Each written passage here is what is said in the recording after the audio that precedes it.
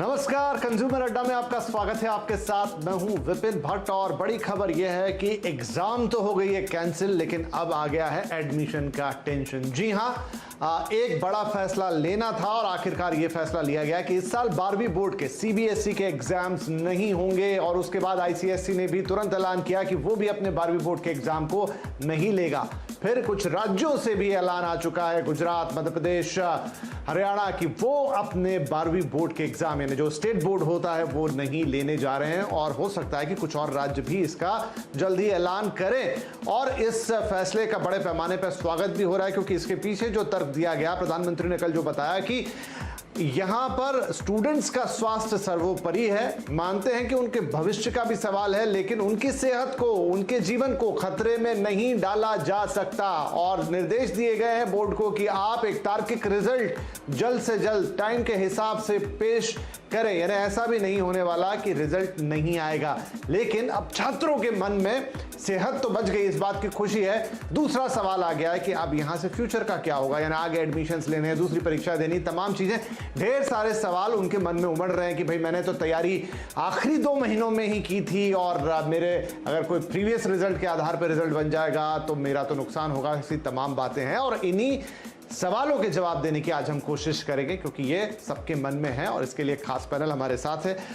मैं आपका तारुफ कराता हूं, हमारे साथ कार्यक्रम में जुड़ रहे हैं 2 प्रिंसिपल्स हैं। उनिका मेहरोत्रा जो कि प्रिंसिपल है कालका पब्लिक स्कूल नई दिल्ली की, साथ में हमारे साथ जुड़ रहे हैं डायरेक्टर स्कूल सेठ आनंद राम जयपुरिया स्कूल के हरीश संदुजा साहब, और साथ ही हैं एजुकेशन एक्सपर्ट और एक्टिविस्ट भी डॉक्टर कृष्णकांत गुप्ता। आप सभी का बहुत बहुत स्वागत है। तो डॉक्टर गुप्ता, हम आपसे ही शुरुआत करते हैं। देखिए, दोनों तरह की बातें थी, बहुत मंथन हुआ इसके ऊपर, कुछ राज्यों का कुछ कहना था, कुछ राज्यों का कुछ कहना था, पेरेंट एसोसिएशन का कुछ कहना था, छात्रों का कुछ कहना था, मामला कोर्ट में भी गया, लेकिन अंततः जो डिसीजन लिया गया बड़े पैमाने पर सबके स्वास्थ्य का ख्याल रखते हुए, क्योंकि सिर्फ छात्र ही परीक्षा नहीं देंगे, उसके पीछे जो पूरा महकमा काम करेगा वो भी स्टेक पर जाएंगे, उनका स्वास्थ्य भी स्टेक पर, दांव पर लगेगा। लेकिन अब यह फैसला तो आ गया है कि परीक्षाएं नहीं हो रही हैं, लेकिन क्या यहां से छात्रों के लिए मुश्किलें बढ़ जाती हैं जहां तक उनके फ्यूचर का सवाल है?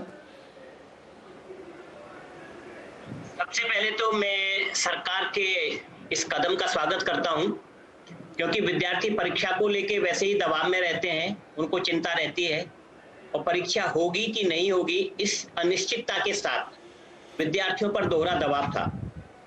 सरकार ने कम से कम ये एक निर्णय तो लिया कि ये 10+2 बोर्ड की परीक्षाएं नहीं होंगी, तो एक जो दबाव था विद्यार्थियों पर वो कम हुआ। और निश्चित सी बात है कि जैसा आप भी कह रहे थे कि विद्यार्थी कोई सत्र के बीच में ज्यादा मेहनत करता है, कोई फाइनल एग्जाम में अपीयर होने के लिए ज्यादा मेहनत करता है, लेकिन जहां तक मैं समझता हूं कि सीबीएसई बोर्ड में कंटिन्यूअस कॉम्प्रिहेंसिव एवेल्युएशन का सिस्टम है, जिसमें विद्यार्थी की लगातार समग्र एवेल्युएशन और असेसमेंट होती है और विद्यार्थी को ये मौका नहीं दिया जाता है कि भाई वो किसी एग्जाम में तो कम मेहनत करे और किसी एग्जाम में ज्यादा मेहनत करे। तो विद्यार्थी को लगातार ही मेहनत करनी चाहिए। और जहां तक इसकी अनिश्चितता की बात है, तो मैं controller of exam CBSE board का नोटिफिकेशन देख रहा था, तो उसमें उन्होंने लिखा है कि the assessment will be very objective and if somebody has any objection on that assessment, तो फिर एक प्रक्रिया अपनाई जाएगी जिसमें वो विद्यार्थी अपने एग्जाम देकर भी अपने आप को असेस और इवेल्युएट करा सकता है। तो बोर्ड ने दोनों ऑप्शंस रखी हैं, जिसमें मेजॉरिटी ऑफ द स्टूडेंट्स, तो मैं समझता हूं कि उनका जो एक ऑब्जेक्टिव असेसमेंट क्राइटेरिया रहेगी उसके बेस पे ही उनको मार्क्स दिए जाएंगे। और कुछ विद्यार्थी यदि ये समझते हैं कि पूरे सत्र में उन्होंने लगातार मेहनत नहीं की और फाइनल एग्जाम के लिए ही उन्होंने अपने आप को अच्छी तरह से तैयार किया था, तो मुझे लगता है कि वो दूसरी ऑप्शन की तरफ जा सकते हैं। और जहां तक विद्यार्थियों के भविष्य की बात है, जी बिल्कुल, एग्जाम होना, विद्यार्थी को पग पग पर परीक्षाएं देनी पड़ती हैं, केवल ये एक रिटर्न परीक्षा जिसकी ये बहुत अच्छी बात कही आपने, मार्क्स आते हैं, असेसमेंट आती है, जिसके बेस पे उसको भिन्न भिन्न संस्थानों में एडमिशन लेना पड़ता है। ये एक परीक्षा का दौर होता है विद्यार्थी का, जिसको कि सरकार ने कल क्लियर कर दिया है और सरकार के इस कदम का मैं स्वागत करता हूं। चलिए बढ़िया है। तो यहाँ पर ये बात साफ है कि एक तय पद्धति से मूल्यांकन होगा, उस पद्धति में क्या हो सकता है वो फॉर्मूला आएगा, लेकिन उसका अंदाजा हम लगा सकते हैं। और ये बात भी तय है कि जो अपने रिजल्ट से संतुष्ट नहीं होगा उसको आगे जाके ये एग्जाम देने का मौका दोबारा मिल जाएगा। ओनिका जी जुड़ी हुई है हमारे साथ। तो ओनिका जी, यही स्थिति लगभग पिछले साल भी आई थी। पिछले साल थोड़ा मामला ऐसा था कि कुछ पेपर हो गए, कुछ नई टाइप के मामला था, लेकिन क्या कोई फॉर्मूला है? हमें जो पता लग रहा है वो ये है कि 9th 10th 11th के तीनों साल का इंटीग्रेट करके, और शायद अगर आपने 12th के जो जिसे प्री बोर्ड एग्जाम कहते हैं वो सब मिला जुला के शायद कुछ एक मूल्यांकन निकलेगा। क्या कहेंगे आप इसमें? कुछ आप ही बेहतर एक आइडिया दे सकती है कि कैसे बनेगा ये फॉर्मूला। देखिए विपिन जी, एजुकेशन चाइल्ड सेंट्रिक है, इसलिए सीबीएसई ये ज़रूर ध्यान रखेगी कि बच्चों का नुकसान ना हो। और कई बार ऐसे होता है विपिन जी, से आपने कहा 9th 10th 11th 12th, ज़रूरी नहीं कि वो बच्चा उसी स्कूल में 9th में रहा हो, तो ऑल्टरनेटिव्स मिलेंगे। कोई बच्चे ने 11th में स्कूल में एडमिशन ली हो, तो उसका प्रीवियस रिजल्ट कहाँ से आएगा? सो ये सारे प्रोज कॉन्स को टैली करते हुए सीबीएसई बहुत बैलेंस अप्रोच लाएंगी, जाके बच्चों को दिक्कत ना हो। लेकिन जैसे सर ने कहा, अगर दिक्कत हो तो बच्चा दोबारा भी रिपीट कर सकता है। इस वक्त मेरा मानना है जो भी कैलकुलेशन हो बच्चों पे बहुत डिपेंड करेगा, उनके माइंडसेट का। ये विपिन जी बहुत आप ज़रूर इस बात पे ध्यान करिएगा कि मार्क्स कुछ भी आए, बच्चों को अब ये देखना पड़ेगा कि आगे का कोर्स वो क्या लें। अगर इसी पे घूमते रह जाएंगे तो आगे के लिए भी दिक्कतें आएंगी। एक पड़ाव पार किया, एग्जाम्स नहीं हुए, अब दूसरा पड़ाव है एडमिशन का। बहुत इंपॉर्टेंट क्वेश्चन है बच्चों के लिए। हर एक बच्चे के लिए ये एक करियर का शुरुआती दौर है, और इस वक्त उसको अगर वो मनचाहा कोर्स ना मिले तो दिक्कत आती है।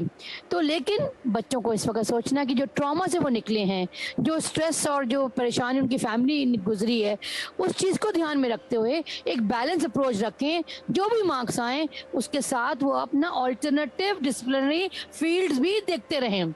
इस वक्त वो बच्चों को ये देखना है कि वो अड़े ना कि अगर उनको एमबीबीएस में जाना है या आईआईटी करनी है, और अगर वो उस मुकाम तक नहीं पहुंच रहे तो वो परेशान में ना आए, बल्कि ऑल्टरनेटिव्स ढूंढे जाके वो आप करियर को डेवलप कर सकें। ध्यान रखिए, कोई भी कोर्स वो लेंगे आगे फ्यूचर में वो बेहतरीन ही होगा, कोई भी पढ़ाई बेकार नहीं जाती। इसलिए बच्चों को भी अब बच्चों की ड्यूटी बनती है कि वो बैलेंस अप्रोच वो भी रखें, देखें कि वो क्या मार्क्स मिलती हैं, उस मार्क्स के तौर पे विपिन जी उनका एटीट्यूड, उनका एप्टीट्यूड क्या है, वही उनका ऑल्टीट्यूड डिसाइड करेगा। नहीं, बिल्कुल सही कह रही हैं आप। एक डिफरेंट अप्रोच की तो जरूरत है, क्योंकि वक्त ही कुछ ऐसा है। और हो सकता है कि ये जो बैच है ना आपके 2021 वाले, ये बहुत बेहतर करें अपनी जिंदगी में आगे जाके, क्योंकि इन्होंने एक अलग और कठिन समय अपनी आंखों से देख लिया है। ये भी इसका आउटपुट हो सकता है, लेकिन वो थोड़ी लंबी बातें हैं। चलिए, हमारे अगले मेहमान भी हमारे साथ आ गए हैं इस वक्त। हरीश जी, मैं आपसे समझना चाहूंगा, और ये बच्चों के मन के प्रश्न है कि अब देखिए बहुत सारे बच्चे हैं वो कॉम्पिटिटिव एग्जाम देंगे, नो डाउट। अभी तो उनकी भी डेट आगे पीछे होगी, मसलन बहुतों को इंजीनियरिंग में जाना है, बहुतों को मेडिकल में जाना है, लेकिन बहुत बड़ी तादाद ऐसे बच्चों की भी होती है जो अपनी इसी 12th की मार्कशीट पर आगे डिफरेंट यूनिवर्सिटीज और कॉलेजेस में एडमिशन लेते हैं, कुछ विदेश पढ़ने भी जाते हैं। क्या जिन्हें अपनी मार्कशीट के आधार पर एडमिशन लेना है उनको किसी प्रकार की कोई दिक्कत आएगी? जिन बच्चों को मार्कशीट के आधार पर अपना एडमिशन लेना है, उन बच्चों के लिए ये जरूर थोड़ा सा मुश्किल हो सकता है, लेकिन आई थिंक सारी यूनिवर्सिटीज और कॉलेजेस इस बात के लिए तैयार कर रहे हैं अपने आप को कि वो कैसे सीबीएसई का जो मूल्यांकन होगा इस साल, उसके बेसिस पे किस तरह से बच्चों का एडमिशन ले। जहां तक मुझे समझ में आ रहा है, यूनिवर्सिटीज भी इस बात को जरूर देख करके रखेंगी कि इसके लिए बच्चों को किसी तरह की परेशानी ना हो और उनको कल्प्रिट ना होल्ड किया जाए कि भैया उनके एग्जाम नहीं हुए, इसमें उनका तो कोई दोष नहीं है। तो जो भी सीबीएसई रिजल्ट देगा उसकी वैलिडिटी तो डेफिनेटली पूरी होगी, जो पिछले साल के रिजल्ट्स होते हैं उसके हिसाब से, उसमें कोई ज्यादा फेरबदल होगा नहीं। कुछ यूनिवर्सिटीज हैं जो मूल्यांकन करना शुरू कर दिया है, जैसे मेरे को पता है कि आजकल इंडिया में सैट के तर्ज पे, जैसे बाहर की यूनिवर्सिटीज में जाने के लिए बच्चों को एग्जाम देना पड़ता है, जिसमें कंबाइंड एटीट्यूड और एप्टीट्यूड सबका ही जांच करी जाती है। तो उसके तर्ज पे भी आजकल बहुत सारी यूनिवर्सिटीज ने एडमिशंस लेने शुरू कर दिए हैं और इंटरव्यूज भी एक इम्पॉर्टेंट रोल प्ले करेंगे अपार्ट फ्रॉम द मार्क्स। तो मुझे ऐसा लगता है ज्यादातर यूनिवर्सिटीज इस बार शायद इंटरव्यू को भी काफी वेटेज देंगे, so that they can see कि बच्चा कैसा परफॉर्म करता है और उसके मार्क्स का क्या वैल्यू।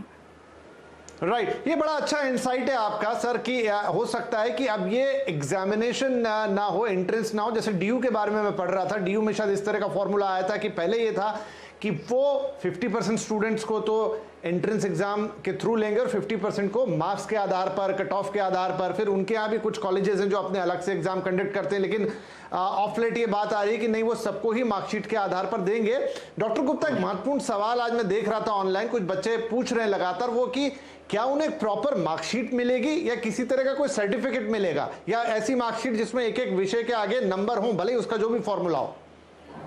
नहीं, निश्चित रूप से जो कंट्रोलर ऑफ एग्जाम ने नोटिफिकेशन में दिया है कि there will be an objective assessment criteria, तो विद्यार्थियों को मार्कशीट इशू की जाएगी जिसमें प्रत्येक विषय के मार्क्स भी अंकित होंगे। क्योंकि मार्कशीट जब तक नहीं होगी तो उसको एक जनरलाइज वे में एक सर्टिफिकेट देने का कोई महत्व बनता नहीं है। और जहां तक आगे उनके प्रवेश लेने की बात है, तो भिन्न भिन्न महाविद्यालय और विश्वविद्यालय जिनमें बच्चे 10+2 करके प्रवेश लेने की आकांक्षा रखते हैं, तो वो भी इस बात को समझते हैं। और जहां तक वो सर्टिफिकेट जो सीबीएसई बोर्ड इश्यू करेगा उसको क्वेश्चन करने का तो प्रश्न ही पैदा नहीं होता है। और जैसा कि पूर्व वक्ता भी बता रहे थे कि 9th, 10th और 11th के मार्क्स का एवरेज लेकर के कुछ किया जाएगा। और मैडम जैसा कह रही थी कि कोई बच्चा स्कूल बदलता है तो उसका 9th और 10th का रिकॉर्ड कहाँ से आएगा, तो मैं समझता हूँ record is a permanent thing. वो जिस भी स्कूल से आया होगा और जिस भी स्कूल में गया होगा, सब जगह वो रिकॉर्ड स्कूल्स मेंटेन करके रखते हैं एक स्पेसिफिक पीरियड का। तो उस रिकॉर्ड को मंगाना और उसको कंपाइल करना और रिजल्ट देना, वो एक पूरी प्रक्रिया है। और मुझे लगता है कि बच्चों को थोड़ा सा एक चिंता का विषय तो बच्चों का बनता है, ये जिस तरह से वो ऑनलाइन ये प्रश्न कर रहे हैं, लेकिन विश्वविद्यालय और महाविद्यालय भी उनकी इस परेशानी को समझते हैं और वो भी एक कोऑपरेटिव एटीट्यूड इसमें रखेंगे, और ताकि विद्यार्थियों को कम से कम परेशानी का सामना करना। राइट ओनिका जी, बहुत सारे बच्चों का ये भी सवाल है, हालांकि मुझे लगता है इसका उत्तर बड़ा सीधा और सरल भी है, लेकिन हम आपसे जानना चाहेंगे कि जो लोग कॉम्पिटिटिव एग्जाम्स दे रहे हैं, मसलन आगे किसी एंट्रेंस के लिए वो एग्जाम देंगे, हो सकता है वो डिले हो जाए, आगे पीछे हो जाए, लेकिन क्या उस पर इस रिजल्ट का कोई इम्पैक्ट आएगा? आई डोंट थिंक सो, नहीं इम्पैक्ट आएगा सर, बिकॉज देखिए एनालिसिस किसी चीज़ का भी बड़ी साइंटिफिक तरीके से होगा। इट इज़ नॉट कि रैंडम हमने बस कैलकुलेशन किया, मार्क्स दे दिया और अपनी ड्यूटी ओवर कर दी, ऐसा नहीं होगा। और साइंटिफिक तरीके से कैलकुलेशन होगा। सर 10th का अगर आप स्वरूप देखें, बहुत अच्छी क्लैरिटी से आया है। जो स्कूल अभी फिलहाल 10th में अभी फर्स्ट बैच भेज रहे हैं, उनका बैकलॉग उनके पास नहीं है, तो बहुत सी चीज़ें ईज आउट भी की हैं। तो विपिन जी, बड़े साइंटिफिक तरीके से कैलकुलेशन होगा, इसीलिए पहला पड़ाव पार किया है सीबीएसई ने ये कह के कि एग्जाम्स नहीं होंगे। अब जो सेकंड फेज है वो बहुत डेलिब्रेशन के साथ, कैलकुलेशन के साथ एक फॉर्मूला दिया जाएगा स्कूल्स को, उसके आधार पे किया जाएगा। आप यकीन मानिए बड़ा बैलेंस होगा, बिकॉज स्कूल को भी पता है बच्चे का एप्टीट्यूड और अप्रोच क्या है, बच्चे ने पूरे साल किस तरह परफॉर्म किया, भले ऑनलाइन में किया हो, और वही बच्चा आखिर में सीबीएसई बोर्ड को भी तो क्रैक करता है। जो स्कूल में पढ़ाई करता है, जो स्कूल में प्री बोर्ड के एग्जाम देता है, उसी आधार पे बोर्ड्स में बैठता है। तो एक स्कूल की कैलकुलेशन पे बहुत महत्व दिया जाएगा, स्कूल के एग्जाम से महत्व दिया जाएगा, और एक बैलेंस अप्रोच आएगी जहां जो मार्क्स अल्टीमेटली बच्चे के लिए कैपेबिलिटी के हिसाब से वो अलॉट होंगे।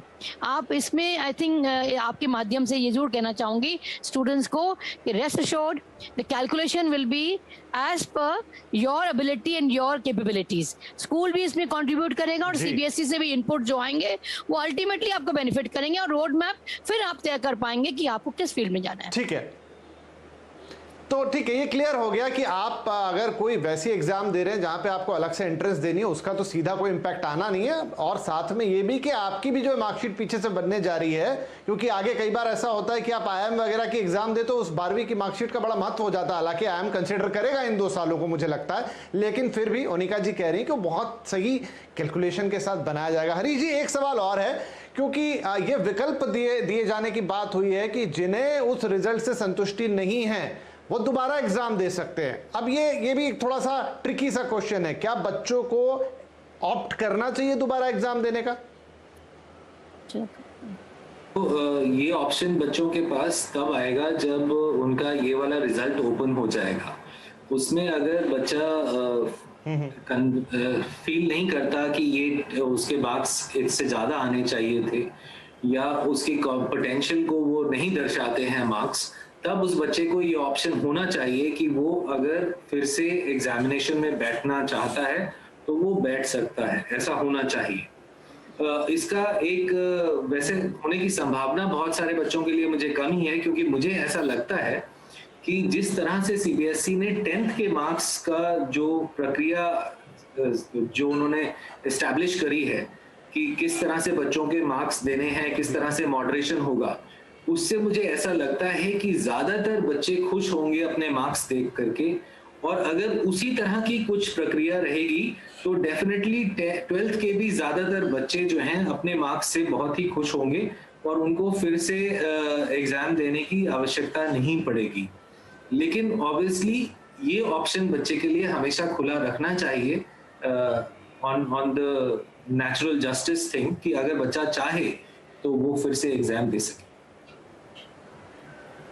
सही बात है, क्योंकि मान लीजिए कि किसी के कुछ पुराने असेसमेंट के तौर पे कम नंबर आ गए और उसे लगता है कि नहीं वो वेल प्रिपेयर्ड था इस फाइनल एग्जाम में कुछ बेहतर करने के लिए, तो वो ये चांस ले सकता है। लेकिन जैसा सर बता रहे हैं ये तब होगा जब रिजल्ट आउट होगा, लेकिन ये ऑप्शन रहने वाला है। तो चलिए, कुछ सवाल अभी तक हमने यहाँ पे बिल्कुल क्लियर कर दिए हैं कि आपके फर्दर एडमिशन पर, आपके फ्यूचर पर और दोबारा परीक्षा देने पर क्या परिस्थितियां बनेंगी, फॉर्मूला क्या हो सकता है, ये तमाम चीजें।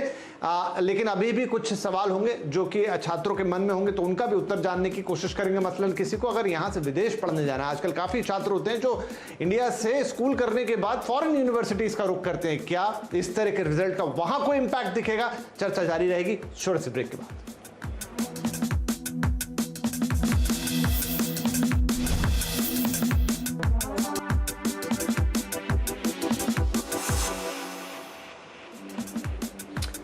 Welcome back. आज कंज्यूमर अड्डा में बात हो रही कि एग्जाम्स 12वीं के बोर्ड की परीक्षाएं तो कैंसिल हो गई हैं, सीबीएसई, आईसीएसई और कई दूसरे राज्यों ने भी कैंसिल कर दिए। लेकिन अब आगे एडमिशन का क्या होगा, मार्क्स कैसे आएंगे, इसका बच्चों के फ्यूचर पे क्या इंपैक्ट आएगा, बच्चों के मन में यही सवाल है। तो फटाफट कुछ एफएक्यूज आज हम ले रहे थे, फ्रीक्वेंटली आस्क्ड क्वेश्चन जो आपके मन में है, जो बच्चों का हमने यहाँ पे रखा। कुछ और सवाल फटाफट यहाँ और लेते हैं। तो अनिका जी, एक जो मैंने ब्रेक के पहले कहा कि जिन्हें फॉरेन यूनिवर्सिटीज में एडमिशन लेना है, क्या इस तरीके से या इस पैटर्न से कि एग्जाम कैंसिल हो गई थी, एक अलग फॉर्मूले पे इवैल्यूएशन आया है, क्या उनके वहां के प्रोस्पेक्ट पर कुछ असर पड़ेगा?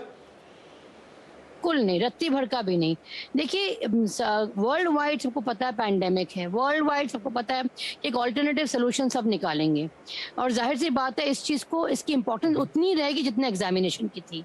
अगर सीबीएसई उसको मान्यता प्राप्त करके दे रहा है, अगर बोर्ड उसको करके दे रहा है, ये तो है नहीं कोई कहीं से भी आपके मार्क्स आ रहे हैं। अल्टीमेटली मार्क्स और मार्कशीट और रिजल्ट सीबीएसई बोर्ड से या तमाम बोर्डों से आ रहे हैं जो रिकॉग्नाइज्ड है, और उनका उतनी वेटेज होगी जितने वो अमूमन तौर में एग्जाम देके देते। कई जगह तो विपिन जी एडमिशन हो भी चुके हैं, सिर्फ रिजल्ट का आने का इंतजार था। इसलिए बहुत जरूरी था कि गवर्नमेंट टाइमली ये डिक्लेयर कर दे कि एग्जाम होंगे या नहीं होंगे। अगर एग्जाम नहीं होते या अगर एग्जाम होते तो डिले होता, रिजल्ट कब आता, उतनी बच्चों को आगे फॉरेन यूनिवर्सिटी में दिक्कत होती। शायद ये भी बहुत बड़ा कारण था कि ये डिक्लेयर अब ये इंपॉर्टेंट सवाल आ गया, क्योंकि मेरे पास समय कम रह गया है। मैं फटाफट हरीश जी से ले लेता हूँ। हरीश जी, अभी हम जून में फर्स्ट वीक में हैं, यहाँ ये अनाउंसमेंट आई है, लेकिन अब जो भी फॉर्मूला बनेगा, असेसमेंट होगी, हम कब तक एक्सपेक्ट करें कि रिजल्ट आएगा? मुझे ऐसा लगता है कि रिजल्ट जल्दी से जल्दी सीबीएसई देने की कोशिश करेगा। 1 महीने से लेकर के 45 दिन तक, 30 डेज टू 45 डेज का टाइम लगना चाहिए। आई थिंक जुलाई में जरूर फर्स्ट वीक या सेकेंड वीक तक रिजल्ट आ जाना चाहिए हमारे पास। दैट इज बिकॉज इसमें और ज्यादा दिक्कत नहीं होनी चाहिए, बिकॉज ज्यादातर स्कूल्स को 10th का एक्सपीरियंस ऑलरेडी हो गया है, तो इसीलिए मुश्किल नहीं होगी। ठीक है डॉक्टर गुप्ता, एक लास्ट सवाल क्विकली आंसर कीजिएगा। जैसे जेएनयू ने ऐलान किया है कि वो इंतजार करेंगे थोड़ा, वो तो क्योंकि एंट्रेंस के थ्रू ही अपने यहाँ बच्चों को लेते हैं, तो अगर रिजल्ट डिलेज हुए तो थोड़ा उनके यहाँ टाइम, शायद उनके एंट्रेंस भी, तो क्या बाकी यूनिवर्सिटीज भी ऐसा करेंगी देश में? हाँ, निश्चित रूप से करना चाहिए कि सभी विश्वविद्यालयों का जो एक पहल जो रहेगी वो ये है कि विद्यार्थी सफर ना करे, क्योंकि विद्यार्थी ऑलरेडी बहुत ज्यादा सफर कर चुका है इस पेंडेमिक टाइम में। तो विद्यार्थियों को पूरा मौका दिया जाएगा, पूरा समय दिया जाएगा कि जब उनके रिजल्ट्स आ जाएंगे उसी के बाद ही एडमिशन की डेट्स अनाउंस होंगी। हरियाणा में भी जैसा मैं देखता हूँ कि यहाँ पर भी ऑनलाइन एडमिशन होते हैं, तो गत वर्ष भी क्योंकि रिजल्ट्स वगैरह सब डिले हो गए थे, तो हमारी जो सरकार है उसने वही निर्णय लिया कि थोड़ा लेट पैनल को ओपन किया और कोई भी विद्यार्थी बिना एडमिशन के नहीं बचा। तो विद्यार्थी बिल्कुल सफर नहीं करने चाहिए। चलिए, तो मैं उम्मीद जी बिल्कुल, क्योंकि सर मेरा समय समाप्त हो रहा है। मैं बहुत शुक्रिया कहना चाहूंगा, क्योंकि देखिए एक तरफ बच्चों के मन में या माता पिता के मन में इस बात की राहत तो आई कि अब एग्जाम नहीं हो रहे कोरोना काल के अंदर, क्योंकि स्थितियां अभी भी कोई बहुत बेहतर है नहीं, लेकिन दूसरी तरफ उतना ही बड़ा कंसर्न आया बच्चों के भविष्य को लेकर, बच्चों के मार्क्स, एडमिशन और तमाम चीजों को लेकर। लेकिन आप लोगों ने आके आज जिस तरह से क्लैरिटी दी है, तो मुझे लगता है कि तमाम वो माता पिता, बच्चे जो अब इस तरह के कंसर्न से थोड़ा परेशान हो रहे थे, उनको एक साफ तस्वीर मिली होगी। और यहां से आगे चलते हुए हमारी सबको शुभकामनाएं हैं कि जो भी प्रोसेस होगा, जो भी इवैल्यूएशन होगा, वो सारी चीजों को ध्यान में रख के होगा और आपके भविष्य को सुरक्षित बनाते हुए होगा। तो चिंता बिल्कुल ना करें। तो आप सभी का आज के इस कार्यक्रम में शामिल होने के लिए बहुत शुक्रिया। नमस्कार।